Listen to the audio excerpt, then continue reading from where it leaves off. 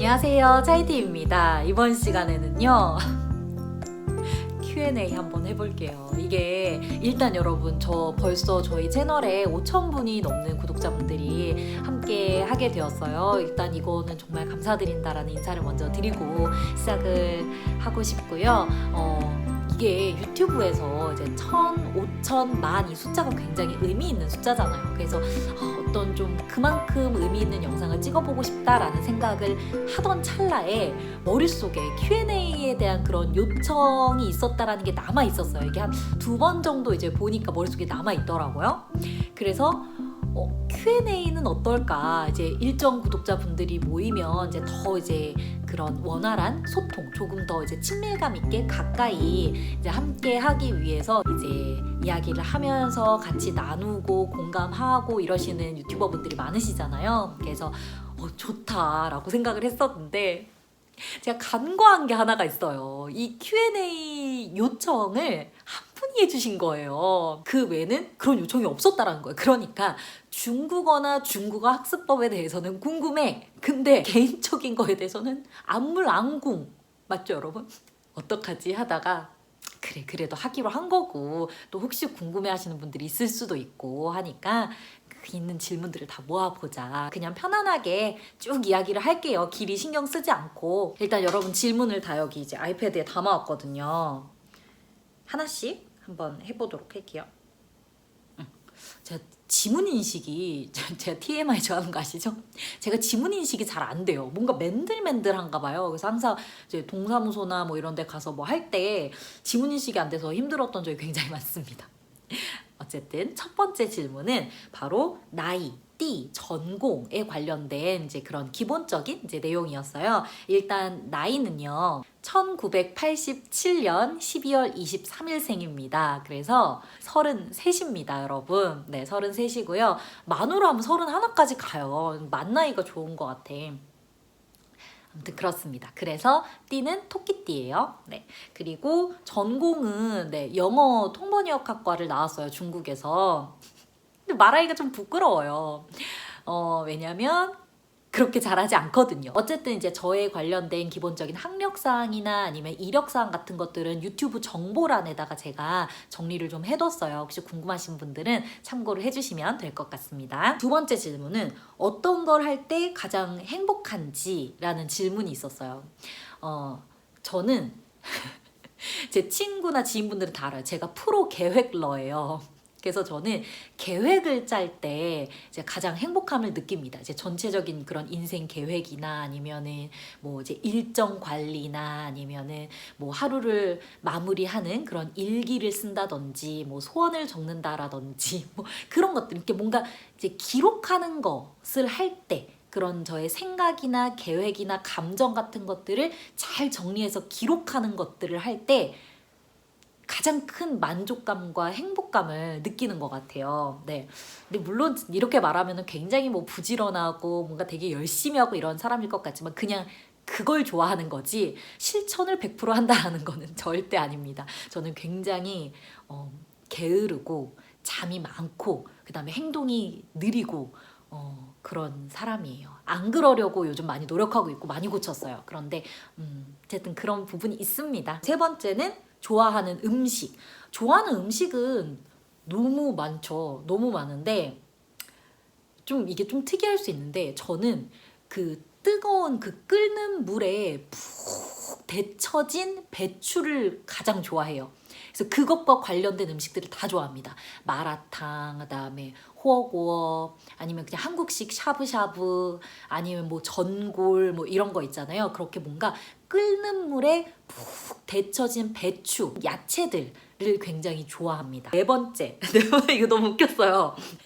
도련님이 중국어를 잘하시는 이유, 그리고 식구들 중에 중국어를 하시는 분이 많은지, 만나면 중국어로 대화를 하는지, 이제 이거를 많이들 물어보시는데, 저하고 제 남편분은 이제 중국에서 알게 된 사이입니다. 제가 중학교를 졸업을 하고 고등학교 1학년부터 이제 중국에서 학교를 다녔는데, 그때 이제 고등학교 1학년 때 같은 학교를 다녔었어요. 그리고 그때 이제 저 제 동생, 제 남편, 그리고 남편의 동생, 그러니까 지금 저의 도련님 다 중국에서 유학을 했어요. 그래서 잘 하는 편이죠. 네. 그리고 또 질문이 만나면 중국어로 대화를 하는지도 물어보셨어요. 그런데 일단 일상적인 대화를 중국어로 하진 않아요. 그런데 이렇게 뭔가 막 화가 나거나 막 너무 웃기거나 막 그랬을 때 있잖아요. 그럴 때는 중국어를 해요. 저 같은 경우는 일단 제 남편분이 제가 중국어 하는 거를 굉장히 싫어합니다.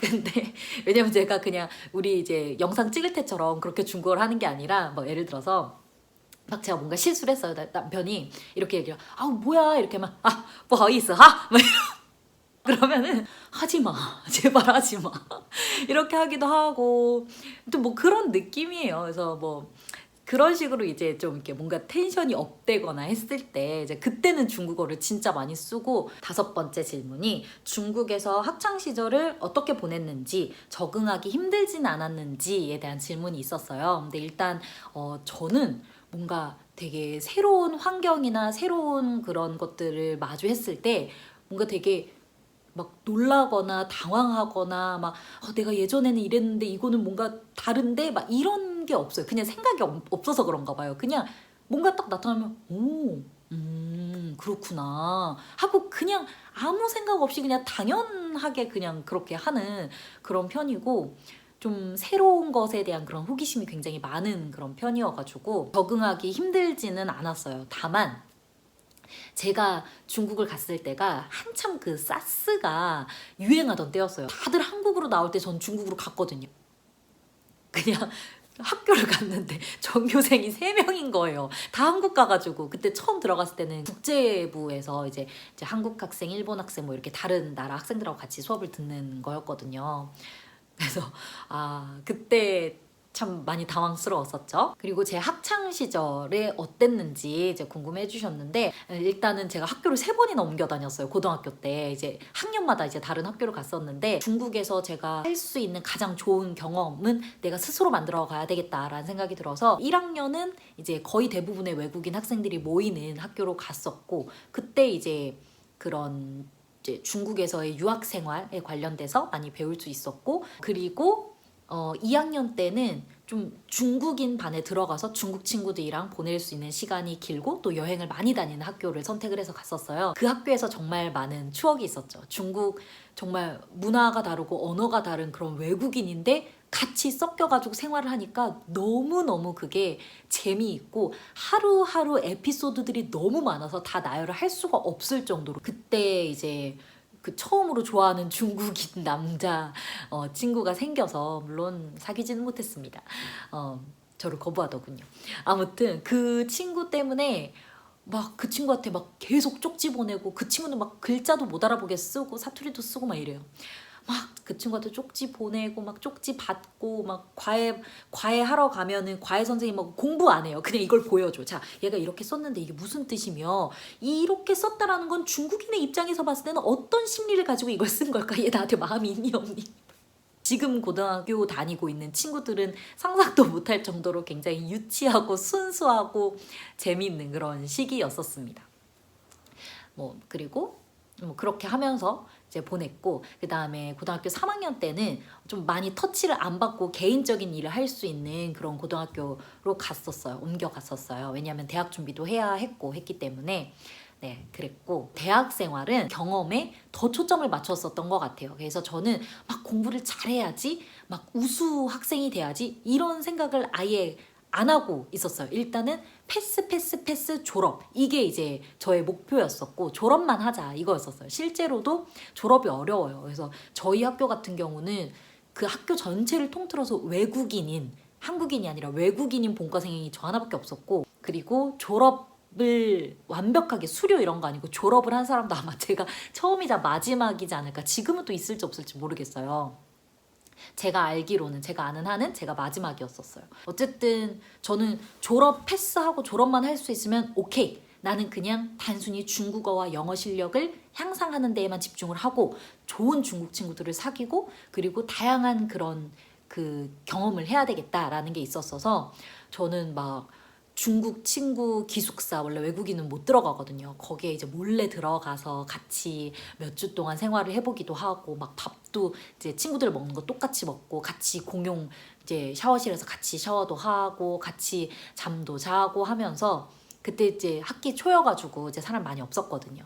그래서 그렇게 그런 생활도 하고, 그 다음에 중국 친구들이랑 같이 멀리 이제 여행도 갔다 와 보고, 중국 남자친구도 사귀어 보고, 그리고 군사훈련, 이건 외국인은 안 가거든요. 이제 중국 이제 학생들은 이제 초등학교 때부터 대학교 때까지 이제 주기적으로 군사훈련이라는 걸 가요. 근데 그런 군사훈련도 자원해서 가고, 갔다가 막 탈출하다가 잡혀오고, 저 외국인인데 나 안 해도 되는데, 내가 자원했는데 내가 생각을 잘못했다, 나 가겠다 이러는데, 그런 일이 없으니까 그 교관 분들은 제 말 안 믿는 거예요. 그냥 말투가 좀 이상해도, 또 대학교 때니까 어느 정도 이제 말을 할 수 있을 때였는데, 지역적인 그런 차이가 있겠거니라고 생각하고 외국인이라고 생각을 안 하고 무슨 소리냐 이러면서 다시 넣어놓고, 어쨌든 굉장히 그 군사훈련 때 그 기억은 진짜 힘들었는데, 다 끝내고 나니까 중간에 포기 안 한 걸 너무 잘했다라는 생각이 들 정도로, 네, 정말 좋은 기억으로 남아 있습니다. 그때 이후로 이제 중국 친구들이 저를 외국인이 아니라 친구로 봐주었던 계기가 되기도 했었어요. 이제 그런 식으로 굉장히 다양한 경험을 하면서 네, 지냈습니다. 다음 질문이 중국 생활할 때 한국 생활에 비해서 불편했던 점과 한국보다 좋았던 점이 있었는데, 일단 한국 생활에 비해서 불편했던 점은 딱히 저는 그냥 똑같았어요. 그냥 한국은 한국, 중국은 중국. 한국에서 그냥 이렇게 해야 되고 막 그렇구나. 중국에서 이렇게 해야 되고 막 그렇구나. 그냥 이랬던 거.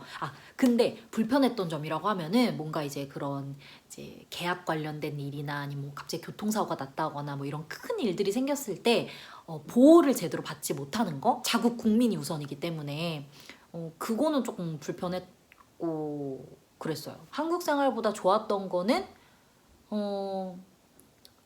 그냥 구체적으로 막 이게 이것보다 편리해서 좋았어요 이게 아니라, 한국에서의 그런 학창 시절, 대학 생활에 대한 그런 추억은 가질 수 없었지만, 유학생으로서 가질 수 있었던 그런 추억들과, 그리고 현지에서 현지인들과 그 다음에 이제 현지 생활을 하면서 가질 수 있었던 그런 경험들은 참 좋았죠. 다음 질문은 중국에서 컬처 쇼크였던 것들.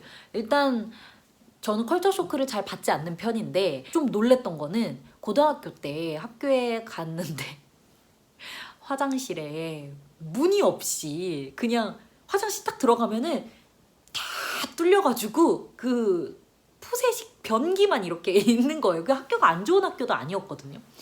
그래서 와우, 화장실 어떻게 가지? 그때 아마 그 국제부 화장실은 좀 달랐어서, 그 화장실은 국제부 화장실로 갔었나? 아무튼 뭐 그랬던 것 같아요. 그리고 중국에서 한 가장 큰 중국어 실수담. 솔직히 기억이 안 나요. 중국에서 중국어 실수 많이 했겠죠. 그런데 그런 말을 못해서 하는 그런 실수 말고, 그냥 그 내용 전달이 잘못돼서 상대방이 뜨악 하는 그런 실수담은 저는 크게 없었어요. 네, 그런 거는 크게 없었고, 그리고 성조를 못해서 못 알아들어서 창피했던 기억 너무 많죠. 예를 들어서 칸슈라고 합시다. 그러면은 제가 계속 칸슈 이렇게 이야기를 해야 되는데, 칸슈 왜 내 말을 이해 못해? 칸슈. 근데 슈는 슈가 아니잖아요. 그러다 보니까 이제 뭐라는 거야? 나는 분명히 제대로 이야기를 했는데 와, 성조 하나 때문에 이렇게까지 못 알아듣나? 이런 갑갑함이 있을 때 굉장히 많았었습니다. 그리고 현지 사람들과 대화할 때 안 들렸던 시절과 갑자기 딱 들렸을 때의 일화에 대해서 이제 질문을 주셨는데, 뭐 언제는 안 들렸으면 지금은 다 들리고 이런 게 아니라, 그냥 어떨 땐 잘 들리고 어떨 땐 좀 덜 들리고 어떨 땐 아예 안 들리기도 하고, 이게 그냥 계속 있어요. 계속 있는데 거의 막 하다가 뭔가 이렇게 탁 뚫렸던 그런 기억은 있어요. 근데 저는 그게 항상 방학 때였었던 것 같아요. 그러니까 중국에서 중국어 공부를 쭉 하다가 느는지 안 느는지도 모르겠어. 근데 딱 끊고 한국에 가서 한 달 동안 중국어를 아예 안 하고 이렇게 쭉 살아요. 그러면 별 걱정도 안 해. 그러다가 중국에 다시 왔는데 갑자기 중국에 도착한 순간 와, 말이 터지는 거예요. 그건 지금 생각해도 굉장히 신기한데, 이렇게 얘기 많이 하잖아요. 실력이 쭉 올라가다가 쭉 유지되다가 팍 올라간다고 하잖아요. 약간 그런 사이클이 아니었나 싶기도 하고, 그리고 중국어가 한번 확 터졌다라고 생각을 했었던 게, 저희 집에, 중국에서 살던 집에 변기가 고장이 났었는데 약간 저희한테 말도 안 되는 핑계를 대면서 불이익을 주려고 했었어요. 그걸 수리하시는 곳에서. 근데 저희 엄마나 제 동생 같은 경우는 그때 당시에 아직 중국어를 그렇게 잘하지 못하는 상태였었고요. 동생은 좀 어렸고 이래가지고. 근데 갑자기 울컥하면서 중국어가 막 나오는 거예요. 그래서 원하는 그런 결과를 얻을 수 있었는데, 집에 그렇게 되게 귀찮고 힘든 일이었거든요. 그랬음에도 불구하고 저희 어머님 입꼬리가 귀에 걸려 있었던 그 기억이 아직도 생생해요. 중국에 왔다는 거는 중국어를 잘하게 만들어주기 위함이 컸었는데, 내 딸이 중국어로 중국인과 싸우고 있어. 막 싸우고 있는데 엄마가 흐뭇해. 그 기억이 있습니다. 중국어 공부하다가 슬럼프가 올 때 어떻게 해소하는지, 저는 중국어 공부를 하다가 슬럼프가 오면 그냥 다 놓고 쉬었어요. 다른 거를 했어요. 다른 거를 하다가 이제 너무 길어지면 안 되니까 자연스럽게 돌아오게 되는 경우가 거의 많았는데, 너무 길어진다라는 생각이 들면은 중국에서 공부했을 때 그런 자료들이나 아니면 친구들과 주고받았던 편지들, 이런 것들을 쭉 보면서 다시 이 중국에 대해서, 중국어에 대해서 계속 욕심이 나게 만들었었어요. 이거 나에게 굉장히 크고 소중한 건데 내가 이렇게 버릴 순 없지? 약간 이런 생각으로 요즘 챙겨보는 중국 드라마나 방송에 관련된 질문도 있었는데, 저 요즘 중국 드라마 2개 보고 있어요. 사실 저는 중국어를 좋아하지만 이렇게 중국 드라마를 좋아하진 않았거든요. 중국 영화나 아니면 중국 노래는 좋아했었는데 중국 드라마를 그렇게 좋아하지 않았는데, 요즘은 드라마도 괜찮다 생각이 들어서 좀 보게 되더라고요. 요즘 보는 거는 백투 1989라는 드라마랑, 그 다음에 도정호라는 드라마가 있어요. 이 두 드라마가, 일단 백투 1989는 타임슬립 주제 드라마인데 제가 타임슬립 주제를 굉장히 좋아하거든요.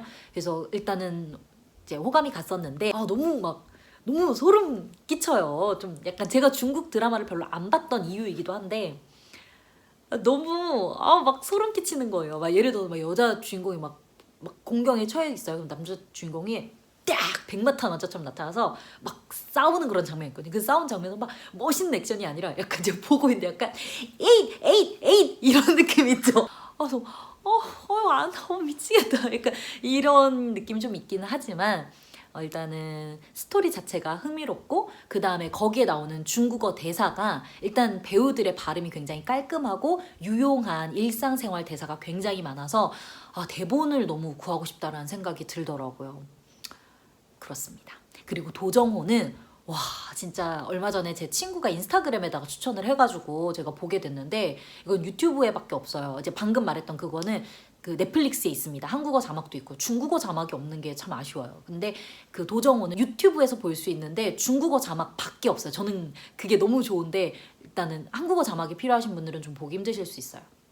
근데 정말 배우들의 연기가 조금도 유치하거나 어색함이 없이 너무나 현실감 있고 연기를 잘 하시더라고요. 그래서 진짜, 그리고 내용도 그런 중국 중산층의 그런 현실을 잘 반영한, 물론 100%가 다 그런 건 아니겠지만 잘 반영해서 공감을 이끌어내는 그런 거여서, 그런 문화적인 부분이나 그 다음에 연기적인 부분, 그리고 발음도 진짜 깔끔하고 대사들이 좋아서 정말 삼박자가 고루 맞춰져 있는 그런 드라마였어요. 그래서 둘 다 추천드려요. 시간 되시면 한번 봐보세요. 그리고 중국어를 시작하게 된 계기, 이렇게 계기에 대한 이제 질문이 많았어요.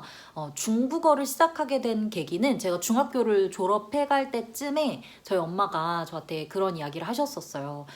한국에서 특정한 그런 재능이 있는 경우를 제외하고 그냥 일반적으로 그냥 쭉 공부해서 대학 가고 이런 거를 생각을 했을 때 정말 좋은 대학교를 갈 게 아니면 어떤 대학교를 가도 비슷비슷할 거다라는 말씀을 하셨었어요. 근데 이제 어머님이 저를 봤을 때 말을 잘한다라고 생각을 했대요.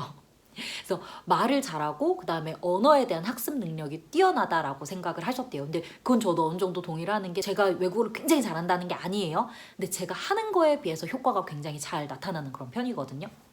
특히 커뮤니케이션에 있어서는. 근데 어쨌든 어학적인 그런 능력이 뛰어나니까 한번 언어를 배워보자. 근데 앞으로 10년 뒤면은 중국어만 잘해도 먹고 살 수 있을 거다. 근데 영어도 중요하니까 그래, 미국에 가서 중국어를 공부할까? 라고 생각을 하시다가 어이구, 비용이 엄청나네? 바꾸자. 중국 가서 영어 하자. 지금은 그게 굉장히 잘했다라고 생각이 들어요. 그래서 중국에 가서 영어를 배우는 걸로 생각을 해서 이제 가게 된 거죠. 그리고 중국어 강사를 하게 된 계기는, 제가 어학을 좋아하기도 하지만 어떠한 내용을 정리해서 전달하는 걸 굉장히 좋아하고 잘해요. 그래서 강의를 해야 되겠다라는 생각이 있긴 있었는데, 확실하게 결정을 하게 됐던 계기는, 제가 중국에서 대학을 다닐 때 이제 영어 통번역학과를 다녔다고 했잖아요. 근데 영어를 못했어요. 그래서 영어를 조금 하고 와야 되겠다라는 생각이 들어서 휴학을 하고 필리핀에서 한 6개월간 어학연수를 하고 돌아왔는데, 중국은 이렇게 반학기 휴학이 안 돼요. 반드시 이제 1년 휴학을 해야 됐어요. 그래서 6개월이 남잖아요. 그래서 좀 뭘 할까 생각을 하다가 그 중국인들이 다니는 한국어 학원에서 이제 한국어를 가르치는 일을 하게 됐습니다. 그때 이제 느꼈죠. 한국인이라고 한국어를 다 잘 가르치는 건 아니구나. 그냥 나는 한국어를 잘할 뿐 한국어를 잘 가르치지 못하는구나. 그래서 굉장히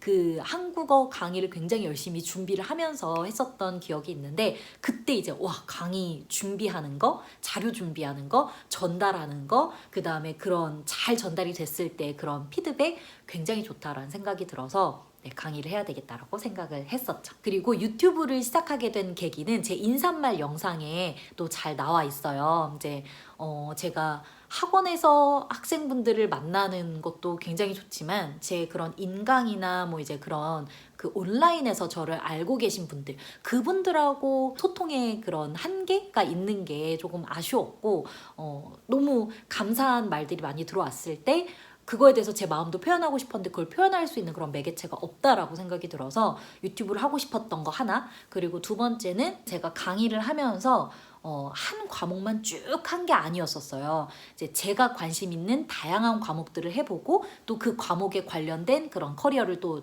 다양하게 또 쌓아보고, 강의를 이제 준비를 하고 이제 실제로 진행을 해보면서 갖게 된, 또 그만이 가질 수 있는 특별한 컨텐츠적인 그런 것도 있거든요. 그래서 나에게 쌓인 이 컨텐츠들, 나에게 쌓인 이런 것들을 잘 차곡차곡 정리해둘 수 있는 공간이 있으면 좋겠다라는 생각을 했었어요. 그런 것들 때문에 시작하게 된 게 있습니다. 그리고 마지막, 진짜 여러분, 이거 그 Q&A 안 쉽네요. 말도 조리 있게 했는지도 모르겠고, 이게 진짜 편집을 잘해야 될 것 같은데, 일단 마지막 질문은 앞으로의 목표와 1대1 혹은 1대4 수업 계획이 있는지에 관련된 질문이 있었어요. 일단은 이 유튜브가 저의 공간이기 때문에 이 공간을 굉장히 알차고 가치 있고 좋은 기운을 가진 공간으로 이제 키워나가고 싶어요. 그래서 그러려면 이제 제가 더 열심히 활동을 하고 이제 더 양질의 컨텐츠들을 많이 쌓아가야 되겠죠?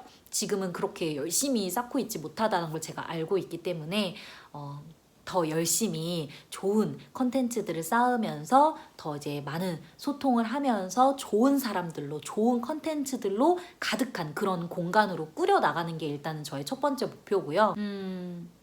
수업은 제가 예전에는 아예 그냥 생각을 안 했었어요. 왜냐면 유튜브 해야지라고 생각을 했었기 때문에. 그런데 요즘 들어서는 많은 분들의 댓글이나 이런 것들을 보면서 이제 흐름을 딱 보면은 이제 물론 이제 제 유튜브가 이제 각자 이제 세워둔 계획 안에서 중국어 공부를 쭉 하시면서 이제 참고 정도, 팁이 될 수 있는 정도로 이용을 이제 하시는 건데, 그 와중에도 어떠한 그런 어려움이나 그 다음에 필요가 이게 느껴졌어요. 중국어 학습에 대해서.